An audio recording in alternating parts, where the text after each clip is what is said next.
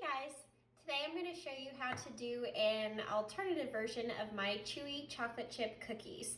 So I accidentally came up with this way because I always like to eat the batter of my cookies and I don't want to do that if there's raw egg in it. So I decided to add the egg in afterwards so that I could eat the batter as I was cooking it. And they turned out really fluffy and soft, and I've had really good feedback on them. So I'm doing it a little bit different today though. I'm doing coconut sugar instead of white sugar. And then I've also made my own gluten-free flour blend, so I'll add that in the recipe as well. But let's get started. So I start out with the golden coconut sugar. And then I add in the vanilla, so it's 1 tablespoon of vanilla.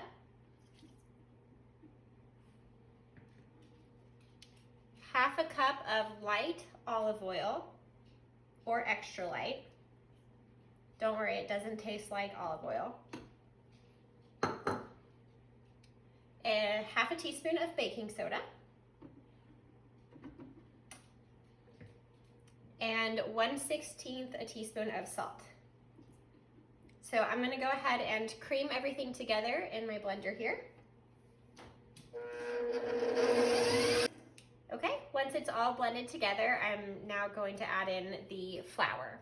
So for this mixture, you can just use any regular flour, or I like to use the King Arthur Measure for Measure gluten-free flour.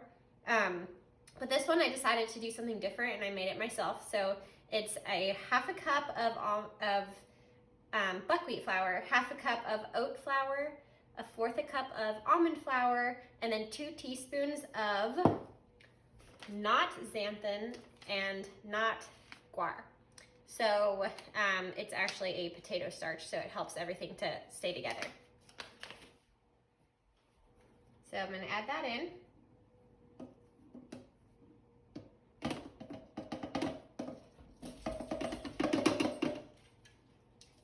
Going to blend it up again. Okay, you might need to get a spoon or something to scrape the sides.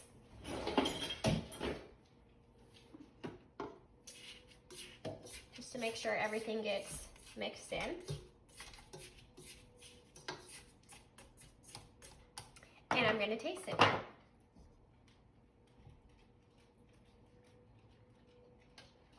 Tastes delicious.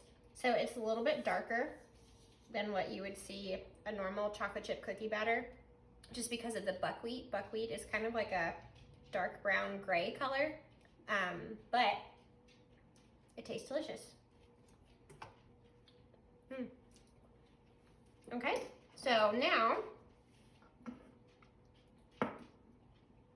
I'm gonna add in the egg, since I know it tastes good now. I'm gonna blend it up. And then last, I'm going to add in half a cup of vegan chocolate chips.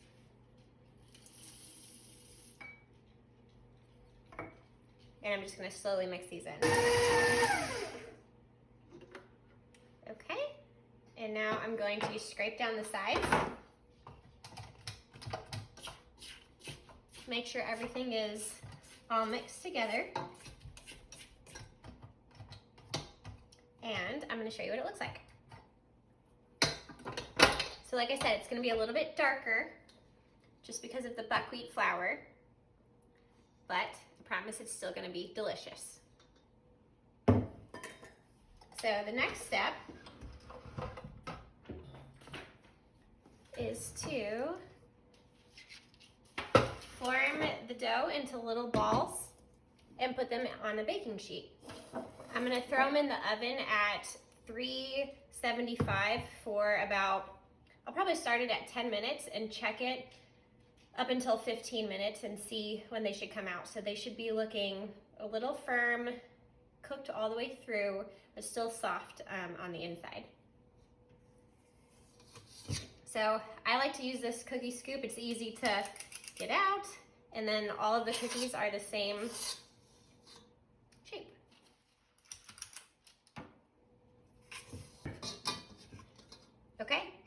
So they're all ready to go in, and I'm gonna start them, like I said, for 10 minutes, and can't wait to see how they turn out.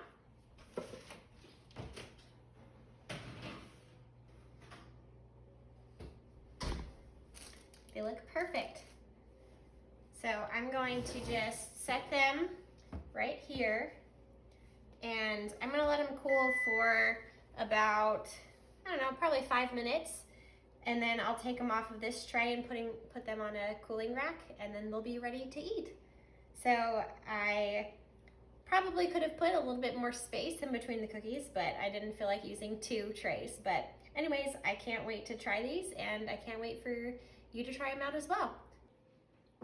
Okay, so the cookies have been resting for about 10 minutes, so now it's time to taste the final product.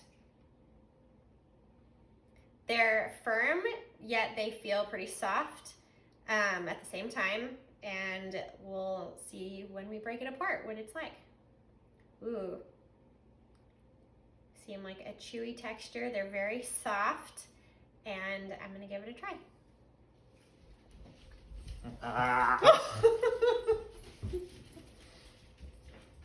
They're delicious.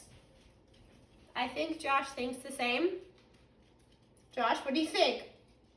They're good. He says they're good, so go ahead and give them a try.